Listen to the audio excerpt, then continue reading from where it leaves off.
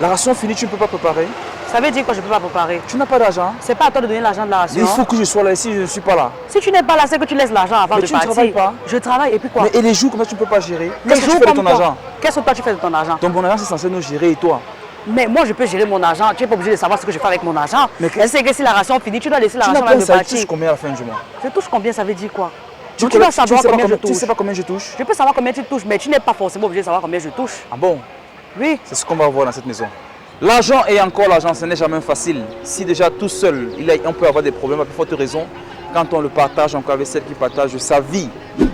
Moi, c'est Steve Tchomba, je suis ce matin avec Alexandra Tchomba. Excellent, nous allons parler des finances dans le groupe. Comment ça se passe? Je sais que c'est un fléau, tellement de personnes ont des problèmes. Mais avant de commencer, nous allons présenter la gaine déjà. Nous avons aussi beaucoup de questions. C'est quoi la longueur? C'est quoi la largeur? Comment est-ce que ça s'attache? C'est vrai que c'est un peu compliqué, mais pas tellement. Donc là, je vais te donner un bout. C'est 5 mètres de longueur. Donc vous voyez que quelqu'un qui est assez gros, assez, je sais pas, costaud, peut franchement, vous voyez un peu, tout le monde peut franchement entrer. Et là, vous remarquez que ça peut aller juste, c'est encore plus long. Parce que là, j'ai juste, on a... Je préfère que tu retires. Tu préfères que je retire? Ouais. Oui, pour qu'on voie totalement. Ouais. Donc, pour qu'on voit exactement comment ça se présente, quoi. Vous voyez comment c'est long. Et ne vous offusquez pas, quelqu'un peut très facilement mettre ça seul. Exactement. Donc, vous voyez, vous avez les deux bouts comme ça, là. 5 mètres de longueur et 5 cm de largeur. Très efficace. Et 15 cm de largeur, autant pour moi. Et là, c'est le côté-ci. C'est le côté-ci. Quand vous voulez fixer, vous prenez le côté qui a écrit de tir. Qui vient au-dessus. Qui vient au-dessus. Super. Vous mettez ainsi, vous insérez dans l'autre point-ci là. Vous le passez comme ceci. Vous faites un point. Vous faites un point, la personne entre à l'intérieur. Exactement. Et là, je peux entrer dans le point. Oui. Nickel. La personne entre à l'intérieur et voilà. Essaye de... Tu vas mettre seul, c'est pas... Les gens beaucoup se compliquent. Tu vas... Pour mettre seul, tu dois juste coincer ici comme ça. Et puis tu enroules. Et puis là, j'enroule tout seul. Oui, enroule. Tu essaies de... Je coince ici avec une main et puis tu enroules avec l'autre. Essaye un peu. Ne sois pas pressé. Voilà, maintenant tu peux enrouler. Quand tu as pris doucement, doucement, n'essaye pas d'être pressé. Et puis tu sais à ta convenance. C'est possible de mettre seul. Très simple. Tu sais à ta convenance. Voilà. Ensuite, vous voyez, quand vous commencez avec la gaine, on a plusieurs niveaux. Au départ, peut-être vous ne pouvez fermer qu'au premier. Au fur et à mesure qu'elle travaillera, vous voyez que vous arriverez à la fin. Donc, c'est un peu ça. Et là, tu vois que tu as mis tout seul. Nickel. Donc, vous avez un peu vu comment on peut fixer cela. C'est très facile, très simple, mais surtout très efficace. Peu importe ta morphologie, ton poids, ta grosseur, ça te prend sans problème. 15 cm de largeur, 5 mètres de longueur. Et sans plus tarder, on commence.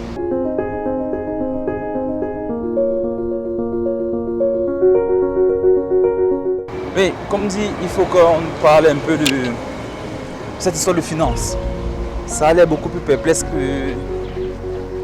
Enfin, c'est compliqué, moi je le sais, je le sais encore plus parce que je suis marié. Et je sais que l'argent n'est pas facile. C'est un sujet très compliqué. Et toi, comment est-ce que tu visualises ça? Dis-moi. Bon, moi, je visualise les finances déjà, c'est quelque chose que c'est, comme tu viens de le dire, très compliqué. Surtout quand on est avec quelqu'un, parce que quand tu es seul, tu sais que bon, tu as appris à organiser ton argent de telle manière. Okay. L'argent est là, oui. Tu sais que voici mon argent, moi je gère comme ceci, je gère comme cela. Je n'ai vraiment pas besoin de rendre compte à quelqu'un, quoi. Donc quand tu commences à rendre compte à quelqu'un, tu te rends compte que c'est un peu plus compliqué. Parfois il y a des choses que tu aimerais gérer sans que la personne ne sache. Et en même temps aussi, tu ne veux pas non plus être trop cachotier. Donc c'est parfois ça, quoi. Moi, je vois souvent ça d'une manière très compliquée, qu'il faut avoir une très grande logique à gérer. Tout à fait. Moi, j'ai une idée du mariage un peu différent. Tu vois, je me suis toujours dit que je voudrais construire personnellement ma propre expérience. C'est vrai que très souvent, on se laisse influencer, je dirais, à 70-80% par le vécu de ses parents. Oui, généralement, même on se laisse influencer par comment est-ce que ses parents ont fait. Comment est-ce qu'ils ont géré Comment est-ce l'argent. qu'ils ont géré. Un enfant qui a grandi où son père ne faisait pratiquement rien se dira aussi qu'il n'a pas besoin de faire grand-chose. Un enfant qui a grandi où sa mère ne mettait même pas 5 francs sur la table se dira aussi que non, la femme c'est juste être à la maison et garder les enfants. Exactement. Donc parce qu'il n'y a pas une éducation particulière à ça, c'est vraiment les parents qui te donnent d'abord à la base ce petit exemple avant que toi-même tu essayes de faire, avant que toi-même tu essayes de mener tes propres expériences, quoi. Donc, et moi je suis toujours très curieux de savoir qu'est-ce qui marche, parce que c'est bien de se laisser influencer par les parents, mais c'est aussi bien de savoir ce qui marche. Qu'est-ce qui marche? Est-ce que le fait que mes parents aient fait comme ça, est-ce que ça marchait? Tu vois? Donc du coup quand j'entre dans le mariage, j'entre avec cette idée selon laquelle qu'est-ce qui peut marcher? Qu'est-ce qui peut marcher? Qu'est-ce qui peut marcher? Et je n'étais pas bloqué à l'idée de changer. De changer ce que je pensais et tout et tout. Et pour mon expérience personnelle, quand j'entrais dans le mariage, j'avais une idée des finances complètement différente de celui de ma femme. Mais quelle est ton expérience? Oui, c'est ça. Moi-même, j'avais une expérience très différente de celui de mon mari. Mais bon, au finish, vous essayez vous-même de vous concorder. L'exemple qu'on a pris, par exemple, au début, ce n'était qu'un exemple parce que quand on disait que l'argent de la nourriture est financée, je n'ai pas rationné, tu ne peux pas préparer. Exactement. Donc, généralement, c'est un problème. Un problème pourquoi? Oui, c'est pas parce que l'homme n'a pas donné l'argent aujourd'hui que toi aussi, tu ne peux pas faire un effort. Tout à fait. Et en même temps, certains se disent que dès lors que je fournis cet effort, ça deviendra une habitude. Exactement. Tu vois un peu. Exactement. Donc, c'est vraiment un truc où il faut avoir un juste milieu et se dire, OK, voici comment ça fonctionne. Et si aujourd'hui, ça commence à chauffer, parler en marchant, c'est pas évident. Si j'ai l'habitude, par exemple, de rationner et qu'aujourd'hui je ne pourrais pas, c'est pas juste que je vais me lever comme ça, partir sans rien dire. Tu en communiques, moi c'est ce que je me dis, tu en communiques, tu te dis OK, c'est vrai que je fais souvent mais j'ai pas pu aujourd'hui. Naturellement ta femme, une femme, je pense, elle le fera, elle le comprendra aussi. Mais le simple fait de sortir aussi comme ça et de rentrer le soir et lui dire je n'ai pas rationné, donc tu n'as pas préparé. C'est un peu compliqué. Moi, je pense que, honnêtement, avec ma petite expérience, ça fait aujourd'hui 5 ans que je suis marié et j'ai une petite expérience. Et de ma petite expérience, je pense que chaque couple a sa façon de fonctionner en ce qui concerne les finances. Oui. Et le danger, très souvent, c'est de vouloir employer la méthode de l'autre. Comme tu disais tantôt, qu'est-ce qui fonctionne? Exactement. Il n'y a pas une formule parfaite. Qu'est-ce qui fonctionne pour vous? Qu'est-ce qui fonctionne dans votre couple? Comment est-ce que vous réussissez à gérer vos dépenses? Et ce qui me conforte le plus, c'est que je sais que quand vous comprenez, quand vous trouvez ce qui marche pour vous, vous êtes un moteur énorme. Ce que vous pouvez faire ensemble est énorme. Par contre, très rapidement, souvent vous vous mettez l'un contre l'autre et là, c'est une grosse perte. Oui, ce que tu touches ne me concerne pas. Ce que je touche ne te concerne pas. Ce que je fais de mon argent ne te concerne pas. Ce que tu fais de ton argent ne me concerne pas. Là, je ne pense pas qu'on se met ensemble pour devoir être toujours chacun de son côté. En même temps, le fait d'être ensemble aussi ne veut pas dire qu'une personne doit pas avoir le libre champ sur son argent. Je peux être capable d'avoir une partie de mon argent, de faire ce que je veux avec, sans forcément vouloir t'en rendre compte. Bien sûr. Mais c'est pas... Et ça ne veut pas aussi dire que faire ce que je veux avec ne veut pas dire réaliser, par exemple, construire une maison comme celle-ci, avec mon argent, sans que mon conjoint soit au courant. Tout à fait. Vous devez avoir des projets de vie, moi, d'après ce que je me dis. Des projets de vie, vous vous dites, OK, on met telle somme chaque mois pour tel truc. Exactement. Voici comment on gère nos factures, voici comment on fait ceci. Maintenant, après, qu'il te reste 10 000, 200 000 après, ça ne me regarde pas. Exactement. Ce que tu fais avec. Tout à fait. Oui, mais ça ne veut pas dire que je ne sais pas que tu as ces 200 000 là. Exactement. Tu vois un peu. Tout ça. Oui.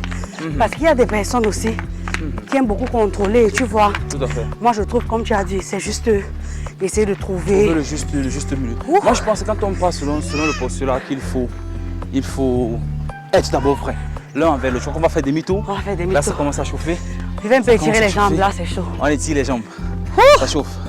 Si tu es soufflé, c'est chaud. C'est chaud, on va faire des mythos, on va redescendre, ça commence à brûler et c'est bien, c'est l'objectif. Il faut que ça brûle, il faut qu'on ait du résultat. Avec la gaine là, c'est 2 fois plus. C'est 2 fois plus en fait. Un seul travail, tu fournis l'effort une fois, mais tu ressens, je crois que la descente sera plus rapide. Ça sera plus facile. Monter un peu plus coriace. Donc tu disais? Je disais justement qu'il faut se connaître, et il faut vouloir se bonifier l'un comme l'autre. Je crois qu'on se met ensemble pour grandir. Et quand on se met ensemble, il est important de grandir. et l'envie de vouloir continuer à nous pousser à trouver ce qui marche pour nous. Moi, je ne trouve pas, ça c'est ma façon de voir, nécessaire de vouloir être l'un dans son côté et l'autre dans le sien. Ça ne sert à rien. Par contre, quand vous êtes ensemble, vous faites des choses beaucoup plus grandes.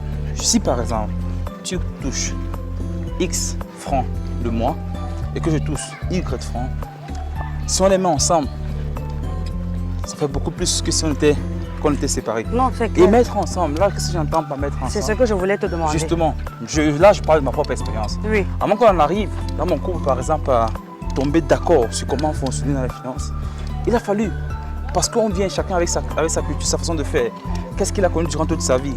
Et on n'a pas grandi ensemble, donc on n'a pas eu la même façon de voir les choses, Oui. même façon. Donc pour trouver le juste équilibre, parfois on se tiraille, Oui. parfois on n'est pas content, on se déchire. Mais en fin de compte, quand on veut chacun le bien de l'autre, on grandit dans quelque chose. Ce que nous faisons par exemple dans notre couple, je vais le partager avec vous. Mais ça c'est notre expérience à nous. Ça ne va pas nécessairement marcher pour vous, ça peut bien sûr marcher pour vous, mais pas nécessairement. Nous, on choisit de chacun avoir son compte, recevoir ce qu'il reçoit dans son compte. Je sais ce qu'elle gagne, elle sait ce que je gagne. Et à la fin du mois, on les met ensemble. Mais ensemble dans le sens où on se dit, voici ce qui nous incombe. Voici ce qu'on peut faire, ce qu'on peut faire, on peut faire. On dit, bon, de toutes les charges qu'on a de la maison, le pourcentage de ton salaire, tu vas attribuer tel pourcentage aux intérêts de la maison, aux intérêts de nos épargnes, aux intérêts de nos projets. Tel pourcentage. Supposons, je prends un exemple. C'est pas ce qui est frais, mais je prends juste un exemple. Si on attribue 80% de mon salaire, par exemple, au fonctionnement de la maison, à nos projets, à notre famille, 80%, et qu'on décide de me laisser à moi 20%. Ces 20%-là ne concernent personne d'autre que moi. Ça veut dire que je peux faire de ces 20% qui restent ce que je veux. Je n'ai pas besoin de lui rendre compte de ce que je fais de ces 20%. Mais par contre, 80%, je dois lui rendre compte. Je ne peux pas me permettre de me lever un matin et dépenser les 80% ou bien dépenser 1% dans les 80% sans rendre compte à mon épouse. Il est important d'être aussi disponible dans ce sens-là. Parce que quoi? Parce que tout ce qu'on va faire dans les 80%, c'est pour le bien fondé de la famille. De votre famille. De notre famille, exactement. Par contre, les 20%, je peux choisir de travailler, de faire de ça ce que je veux, de donner à qui je veux. De partir boire avec. En fait, de faire ce que tu veux avec. Il te faut ce libre champ là. Pour mon épouse. Oui. Après le pourcentage qu'on a attribué pour nous, pour le bon fonctionnement de notre famille, elle a un pourcentage qui lui revient. Et ça ne m'intéresse guère. En rien. C'est ça. À ce que tu as dit, j'aimerais ajouter ceci. En ce qui concerne le pourcentage, ça aussi c'est parfois un problème. Ce que tu as dit. Mais moi je pense, je suis de l'avis que le pourcentage de l'homme ne doit pas être équitable au pourcentage de la femme. Moi, c'est comme ça que je vois les choses. C'est le juste équilibre de chacun. C'est le juste, c'est en fonction de, non seulement d'avoir la base de combien vous gagnez, exactement. mais aussi, je pense que l'homme devrait fournir un peu plus d'efforts pour vraiment, pour gagner ce rôle-là de chef de famille. Exactement. Oui, il ne faudrait pas que si c'est qu'on a un besoin familial de 1000 €, que la femme donne 500 €, l'homme donne 500 €. C'est pas possible. Ça ne peut pas, ça va pas fonctionner sur une longue durée. Moi, c'est comme ça que je vois. Parce que la femme est un être qui facilement manque de respect, qui facilement méprise et qui a toujours besoin de sentir qu'il y a un être au-dessus d'elle, qu'il y a quelqu'un qui la complète, qui la garde, qui la guide. Non, mais quand tu te rends compte que ton conjoint et toi, vous êtes plus ou moins sur une même plateforme, c'est à un moment donné, ça devient un peu fatigant. Donc c'est un peu ça. Mais je pense que là, il doit juste avoir la volonté de vouloir pouvoir pour ta famille, pour l'homme, c'est ce que tu veux dire. Oui. Parce que j'allais te dire qu'il y a des couples où la femme gagne beaucoup plus. Oui. Et dans ce cas-là, qu'est-ce que tu... Il y a des couples où la femme gagne beaucoup plus, mais l'homme ne laisse pas en baisse ses responsabilités. Qu'est-ce que je veux dire? Par exemple, c'est pas parce que la femme gagne beaucoup plus que toi tu vas te lever, disons, la femme gagne 1000 €, toi l'homme tu gagnes peut-être 3000 €. La femme gagne 3000 €, toi l'homme tu gagnes peut-être 1000 €. Vous avez les charges de la maison de quelque chose comme 2000 €. Tu vois un peu. Ce n'est pas aussi à l'aise avec beaucoup de tranquillité que tu t'assois. Tu dis que ok, si mes 1000 €, je ne peux pas mettre tous les 1000 €, je vais peut-être 800. Les autres, tu gagnes 2000, même 1500. Tu vois un peu. Aucune femme ne supportera ça sur la longue durée. Aucune. Moi, c'est ce que je dis, j'en suis sûre. Moi, c'est ce que je me dis, et je sais que c'est ça. Aucune femme ne supportera ça sur la longue durée. Mais par contre, si tu as un homme qui te dit, qui ressent aussi que cette situation-là le gêne, tu peux le faire sur un moment. Tu vois un peu. Tu le fais sur un moment. Tu peux mettre tout ton salaire sur un moment. Mais tu te rends compte compte que la situation le gêne parce qu'il veut être capable de prendre pleinement soin de vous. Bon. Tu vois, si la femme a peut-être plus de salaire, la femme a beaucoup de trucs qui l'épanouissent, c'est-à-dire elle a peut-être ses loisirs, prendre soin d'elle, se rendre belle et tout. Si elle se rend compte que dans son salaire, elle doit tellement réduire à ce qu'elle ne parvient plus à joindre les bouts de ses nécessités alors qu'elle travaille, à un moment donné, ça devient lourd pour elle. Non, ça c'est clair. Par contre, si c'est que tu as un conjoint qui te montre que oui, c'est sur le moment, mais je me bats. Il se bat même à avoir même un deuxième revenu, aussi petit qu'il soit. Tu vois juste l'effort qu'il fournit. Exactement. Là, ça te conforte encore. Exactement. Donc, je veux qu'on revienne un peu sur le sujet du début. Genre, On va faire demi-tour. on va rentrer, On va faire demi-tour. Ça commence à brûler, c'est formidable, les amis. On ne vous demande pas de faire Vous voyez comment plus je que ça. transpire déjà, Essayez vous de pouvez sortir de la avoir. maison, en bouche, encore et encore. Donc là, on va faire demi-tour. Oui, je voulais revenir sur un point, ce qu'on a dit au début, et à te fait. demander un peu ce que tu en penses. Exactement. Je crois qu'on a effleuré ça tout un peu au long de la discussion. Mais, par exemple, quand un homme rentre, il se fâche, je n'ai pas rationné aujourd'hui, et tu n'as pas pu préparer, comment est-ce que toi tu vois la situation? C'est pas parce que j'ai pas rationné que toi aussi tu n'as pas préparé. Oui. Comment est-ce que tu vois la situation? Moi, pour moi, ça n'a pas... Si un homme a l'habitude de le faire, il pourvoit pour sa famille. Et si un jour il ne le fait pas, et que la femme ne peut pas prendre ça sur elle, il y a un problème. Il y a un problème. Ça, nous sommes sur la même plateforme. Il peut être empêché. Oui, il peut y avoir des empêchements. Mais par exemple, prends ton cas. Tu as l'habitude de rationner. Il arrive un jour où tu ne peux pas le faire. Comment est-ce que tu vas t'y prendre? Est-ce que tu vas tout simplement sortir, revenir le soir et me dire j'ai pas préparé, j'ai pas donné l'argent de ration, c'est pour ça que tu n'as pas préparé? Oui, justement, moi En fait, ça va dépendre. Pourquoi est-ce que je n'ai pas rationné? Est-ce que je n'ai pas rationné parce que je n'en avais pas? Ça, je ne sais pas. Justement. Parce que justement, tu as décidé, par exemple, de sortir. Oui. Tout simplement. Je prends un exemple. Si, comme je disais tout à l'heure, par rapport au pourcentage qu'on a trouvé pour la famille. Oui. Moi, je ne concevrais pas peut-être que, puisque là, tu connais les dépenses de la famille, tu sais ce qui se passe et tout et tout. Oui. Je ne concevrais pas que tu saches que peut-être je travaille sur une période difficile. Oui. Elle peut être momentanée. Et de ne pas préparer, là, c'est logique. Aucune personne ne comprend. Je comprends l'inquiétude des femmes dans ce sens-ci. Si il peut prendre l'habitude, c'est qu'on va devenir une habitude. Non, je ne suis pas sous cet angle-là. Justement. Moi, je me dis ceci. Comme je pense que j'ai même effleuré un peu le sujet tout à l'heure. Si tu as l'habitude de le faire et que tu ne le fais pas, par exemple, sous-entendons qu'à la maison, c'est la dame, par exemple, qui doit payer la lumière. Elle fait chaque mois. Un mois vient, toi, tu n'as pas besoin de réfléchir à ça parce que tu sais qu'elle fait toujours. Exactement. Après, tu te rends compte qu'une facture vient avec ou bien en couple. Elle te dit que, bon, comme je n'ai pas payé, tu peux pas aussi... Tu peux aussi payer. Moi, je trouve que c'est pas bien. C'est pas bien, sauf que...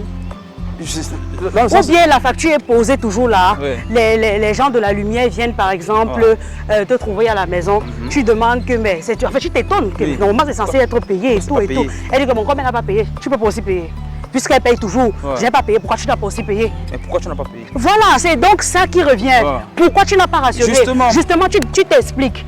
Tu donnes une raison. Tu dis ok, parce que tout c'est le dialogue. C'est souvent ce que beaucoup de personnes oublient. C'est clair. Tu vois, c'est souvent ce que beaucoup de personnes oublient. Si je me suis levée un matin, je ne l'ai pas fait, par exemple, il est du devoir de la femme, dit devoir c'est un peu lourd, en fait c'est ce qu'elle doit faire, c'est son rôle, de prendre soin de sa maison, faire à manger et tout. Il peut avoir un jour où elle ne le fait pas. Son époux rentre le soir, il se rend compte que, ça c'est juste pour une parenthèse et un exemple, parce que ça c'est encore tout un autre sujet, c'est tellement vague et tout. Il se rend compte qu'elle n'a pas cuisiné. Il dit, mais chérie, il n'y a rien à manger. Elle dit, comme je n'ai pas préparé, je n'ai pas pu préparer aujourd'hui. Désolé. Il dit que, mais comment ça? Il dit que, bon, comme je ne prépare pas, tu ne peux pas préparer. C'est énervant. Justement, on en vient au fait. On en vient au fait. Ça veut dire, si tu as l'habitude de faire quelque chose, tu communiques. Chérie, c'est là, je suis vraiment coincée. Mais avant, je vais aussi dire quelque chose, c'est que je pense que l'homme ne devrait pas oublier son côté pourvoyeur. Oui. Je pense que c'est souvent ça aussi le véritable problème de nos jours. C'est vrai que de nos jours, les sociétés ont évolué, les mentalités ont évolué. L'homme ne pouvait plus entièrement comme il le faisait dans le passé. La maman restait uniquement à la maison, l'homme faisait tout. Mais je crois qu'aujourd'hui aussi, bien que la femme soit aussi peut être d'une grande aide en ce qui concerne les finances de la famille, je pense aussi que l'homme ne devrait pas oublier. Oui, oublier que c'est son côté d'abord. Pourvoyeur, protecteur, qui couvre sa famille. Mais ce que je voulais qu'on revienne sur les avantages. C'est quoi l'avantage selon toi? C'est quoi l'un des avantages d'être ensemble, d'être complice en ce qui concerne surtout les finances de la maison? Oui, moi, déjà ce que je vois d'être complice en ce qui concerne, vous avancez plus rapidement. Premièrement, vous vous développez rapidement, vous évitez les dépenses inutiles. Tout à fait. Ça évite beaucoup de manque de respect, beaucoup de mépris parce que on se dit, ok, sans cette main, je ne peux pas m'en sortir seul. Sans l'autre, je ne peux pas non plus m'en sortir. Ça fait, on se respecte parce qu'on sait on est ensemble. Exactement. Sans un côté, ce sera difficile. Ça vous permet d'être très, très unis. Ça vous donne beaucoup d'unité. Ça vous évite beaucoup de problèmes. Et ça vous fait plus confiance parce que du moment où vous avez toujours de ces cachotteries, ça fait même là où c'est clair, tu crois toujours que c'est ambigu. Il y a toujours des petits doutes et tout. Donc c'est un peu ce que moi je vois comme avantage. Moi je pense également, je vais insister sur le point de l'unité parce que ça unit vraiment. Si on est... Parce que les finances, l'argent c'est né de la guerre. Et si on peut être d'accord sur l'argent, il y a de fortes chances que sur tellement de choses qu'on le soit aussi. Qu'on le soit aussi. Je pense que ça unit véritablement. Et surtout, ça permet d'avancer à un rythme énorme. Quand un couple est main dans la main en ce qui concerne les finances, du moins quand ils se comprennent, quand ils ont trouvé le juste équilibre, ils avancent très rapidement. Très rapidement. Par contre, séparer, le faire chacun de son côté, c'est pas évident. Une fois de plus arriver au sommet, c'est bon, nous vous invitons vous aussi à bouger un tout petit peu, marcher. C'est essentiel, c'est essentiel. On n'oublie jamais, l'objectif est plus grand, il faut toujours marcher, il faut brûler les calories. Il faut maintenir la forme qu'on veut. Et sans plus tarder, on va faire le dernier tronçon et je crois que c'est bon. Bon pour ce matin. Donc c'était un peu ça les avantages. Et toi, qu'est-ce que tu crois qui sont les inconvénients de ne pas faire ainsi? De ne pas faire, en fait, je dirais les inconvénients, pas de ne pas faire ainsi, de ne pas faire, d'être ensemble dans les finances. Parce que certaines personnes savent comment elles gèrent. Il y a des personnes, quand elles touchent, elles prennent totalement, elles se mettent ensemble et puis c'est dans le compte là qu'on puise tout. D'autres préfèrent avoir ce libre choix, d'autres. Mais il faut faire ce qui marche pour vous. Mais seulement être unis. C'est-à-dire, je sais ce que tu as, tu sais ce que j'ai et on fait ensemble. Donc maintenant, quels sont les inconvénients selon toi de ne pas gérer ainsi? Je pense que de gérer ainsi, par contre, je crois que c'est ce que je dis. De gérer, en fait, d'être ensemble. D'être ensemble. Oui.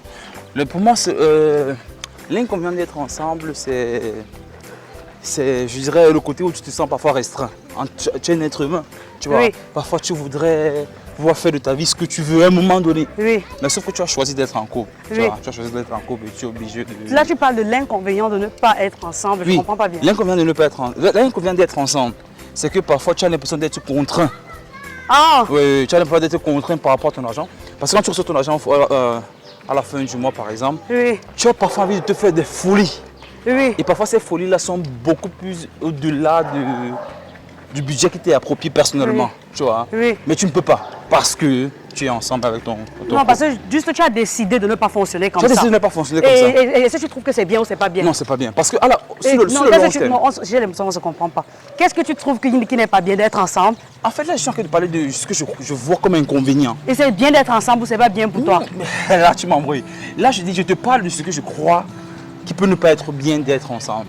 Qu'est-ce qui peut motiver quelqu'un à ne pas vouloir être ensemble? Moi, je croyais que c'était le fait de ne pas être ensemble, l'inconvénient du fait de ne pas être ensemble. Ah non, ça c'est l'inconvénient d'être ensemble. Qu'est-ce qui décourage beaucoup de gens, beaucoup de personnes de vouloir se mettre ensemble? Ah d'accord, ok. C'est qu'on ne s'est pas compris. Justement, là, tu disais. Là, comme je disais, c'était ça. Le fait de croire que les gens voudraient... Oui, tu veux être libre en fait. Tu ne veux pas donner de compte à tout moment. Tu veux être libre. Tu veux faire quelque chose sans toutefois qu'on te questionne. Quand ça on te questionne. Oui. Je crois que notre inconvénient aussi, c'est... Je sais pas, tu ne sais peut-être pas quoi, comment...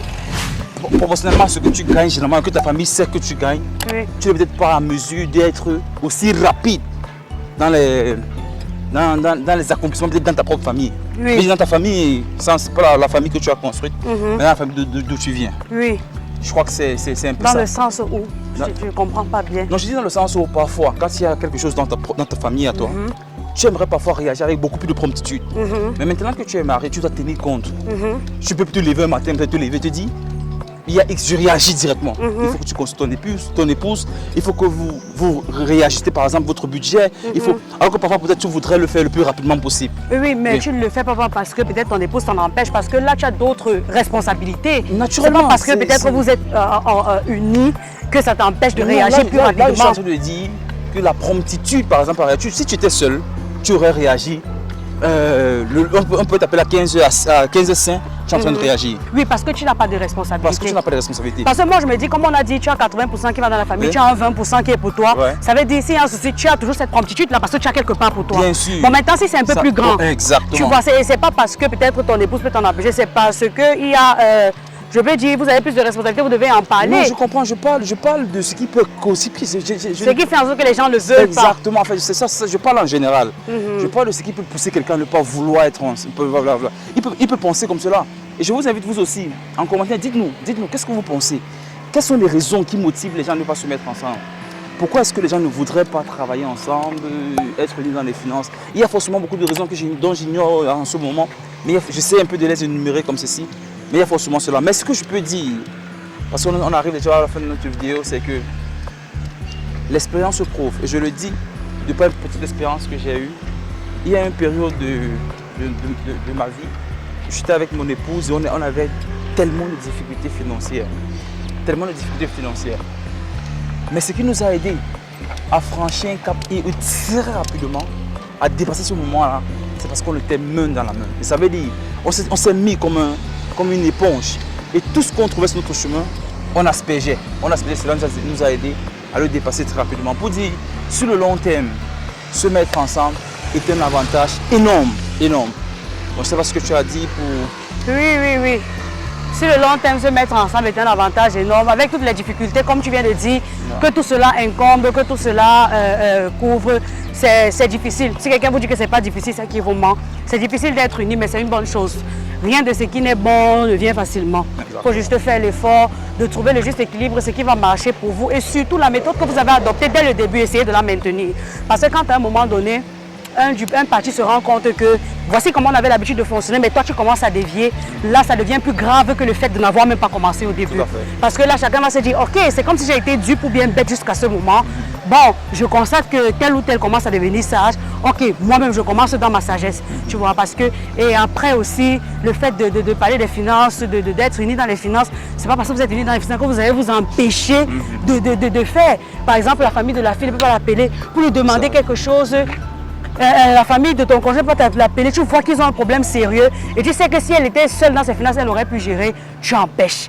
Et vice versa. Tu ne peux pas voir du côté de ton conjoint, tu vois qu'il y a un souci, vous devez vous mettre ensemble. Tout comme tu aimes ta famille, c'est comme ça qu'il aime sa famille. Ça veut dire qu'essayer seulement de trouver le juste équilibre, d'après ce que moi je me dis, juste équilibre, voir ce qui va d'abord passer pour vous en tant qu'une famille et ce qui va passer aussi pour votre famille qui vous entoure. C'est vrai.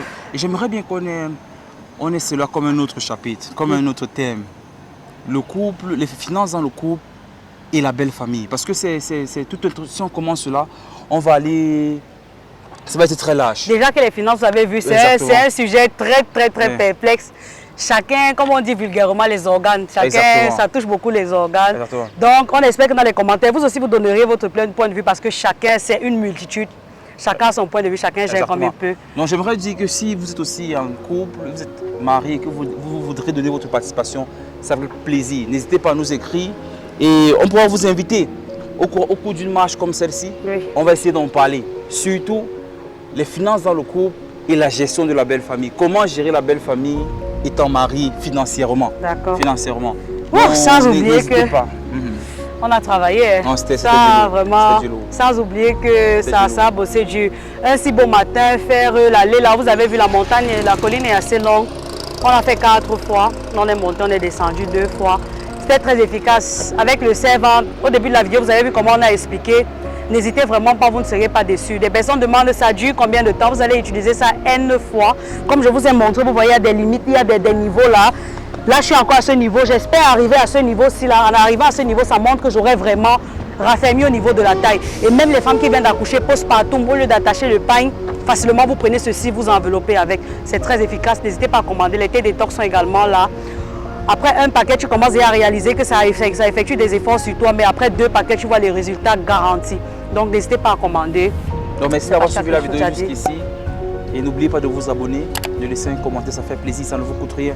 Merci et on se dit à très prochainement pour une nouvelle vidéo. Restez connectés dans Team Fitness parce que l'objectif est plus grand. Ciao, ciao.